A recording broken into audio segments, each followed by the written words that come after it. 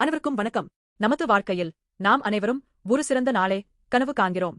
சுற்றுச்சூழலை பாதுகாக்கும் விஞ்ஞானிகள், தேவையில் உள்ளவர்களுக்கு உதவும் ஆர்வலர்கள் மற்றும் சிறந்த தொழில்நுட்பங்களை உருவாக்கும் தொழில் முனைவோர் அனைவரும் ஒரு பிரகாசமான எதிர்காலத்திற்காக உழைக்கின்றனர். இந்த கனவுகளும் தொலைநோக்குகளும் நமக்கு பெரும் நம்பிக்கையையும் தைரியத்தையும் அளிக்கின்றன. சாலமோன் மன்னர் கோவிலை கட்டி கடவுளுக்கு நீண்ட பிரார்த்தனையை செலுத்திய பின்னர் மக்கள் எவ்வாறு வாழ வேண்டும் என்பதற்கு தெளிவான இலக்கையும் திசையையும் வழங்கினார். கடவுள் தனது அனைத்து வாக்குறுதிகளையும் நிறைவேற்றியுள்ளார், நம்முடன் இருப்பார். ஆகவே நாம் முழு இதயத்துடன் அவரை பின்பற்றி அவரது போதனைகளை கடைபிடிக்க வேண்டும். அப்போது உலகின் அனைத்து மக்களும் நமது கடவுள் உண்மையான கடவுள் என்பதை அறிவார்கள்.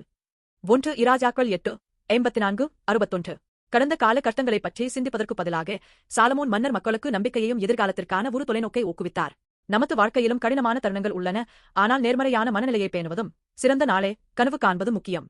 சாலமோன் இஸ்ரவேலர்கள் கடவுளின் வார்த்தையை கடைபிடித்து அவர் உண்மையான கடவுள் என்பதை உலகிற்கு காட்ட வேண்டும் என்று விரும்பினார். அவர் கூறினார், நமது வாழ்க்கை கடவுளின் அன்பை அனைவருக்கும் வெளிப்படுத்தும் ஒளியாக இருக்கட்டும்.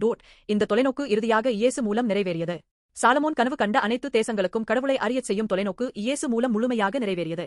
இயேசு யூதர்களுக்கு மட்டுமல்ல, உலகின் அனைத்து மக்களுக்காகவும் வந்தார். அவரது சிலுவையில் மரணமும் உயிர்த்தெழுதலும் கடவுள் யார் என்பதை மிக தெளிவாக வெளிப்படுத்தின.